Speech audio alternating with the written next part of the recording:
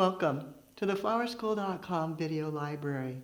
I'm Leanne Kessler, Director of the Floral Design Institute, and today I'm here to share with you a luscious hand-tied bouquet focused on all the fabulous flowers that are available to us in the springtime. The inspiration for the bouquet was the wonderful curly willow as it starts to leaf out in the springtime. That soft green, so fabulous, and it's just going to get leafier and leafier in the bouquet.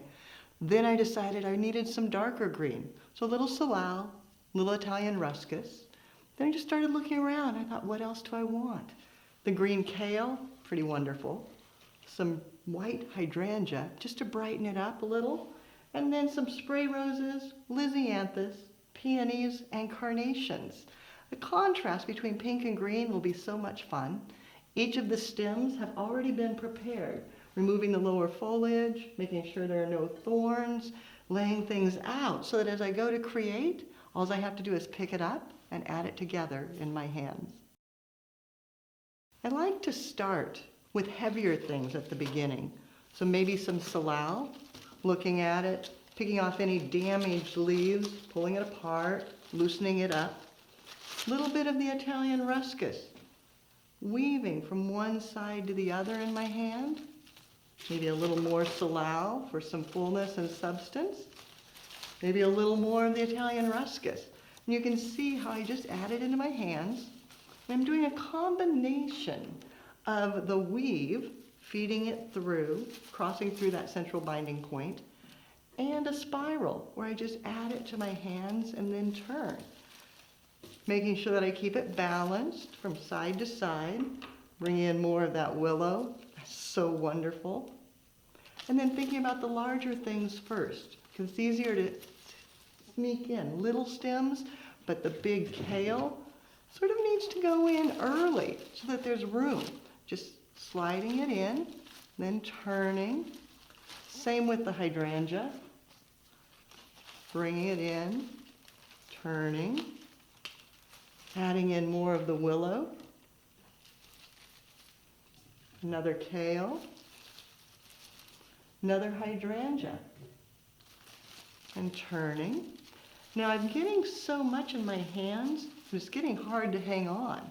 At any point, when you feel like you need a little more control, just use a bit of bind wire, give it a cut,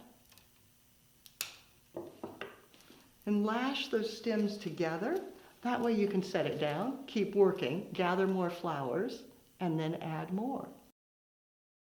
The addition of flowers then, just spiraling it around, maybe a rose, turning it,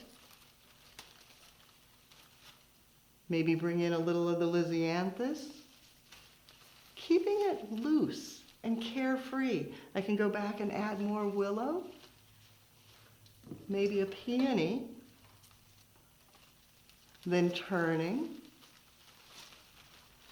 and not worrying about precision. I know, I'm a teacher, we're supposed to be precise with things, but sometimes this casual look is really what you need, especially in the springtime when you think about new growth coming to life, flowers exploding around the city, and it just gives you that exuberant excitement.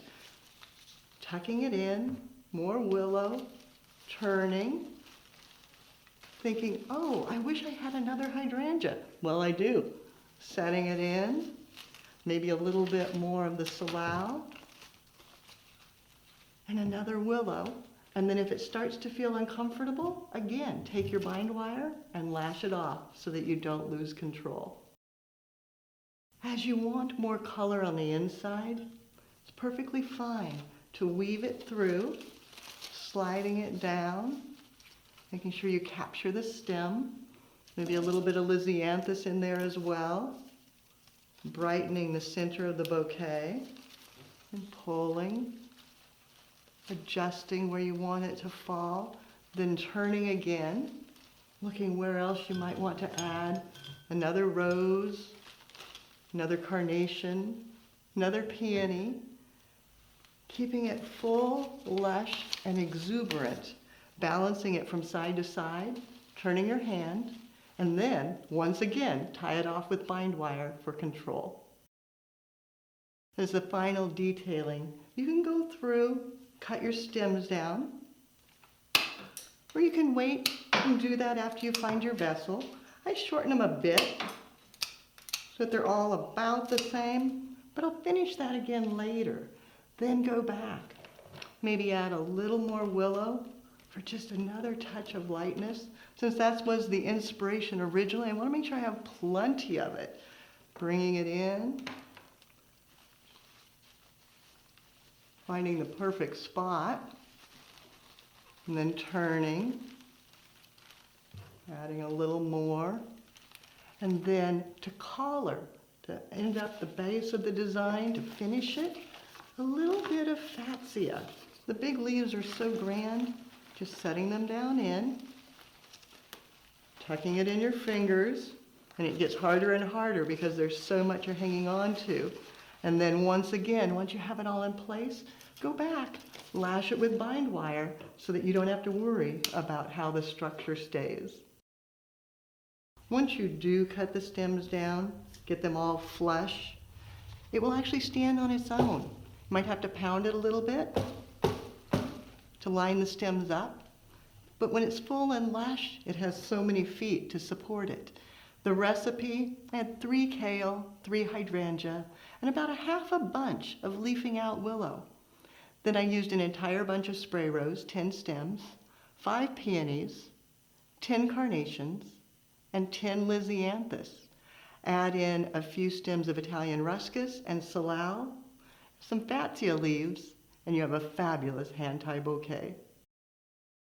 Creating big, lavish bouquets takes practice, learning how to get it to stay in your hand, and it takes quite a bit of bind wire. Don't be afraid to stop several times and lash it off.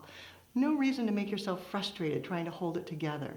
And then, you know from flower school, I always recommend a knife. But when I'm working with things like this, it is easier to use a bunch cutter or a pruner. That way you don't have to worry about struggling with the knife.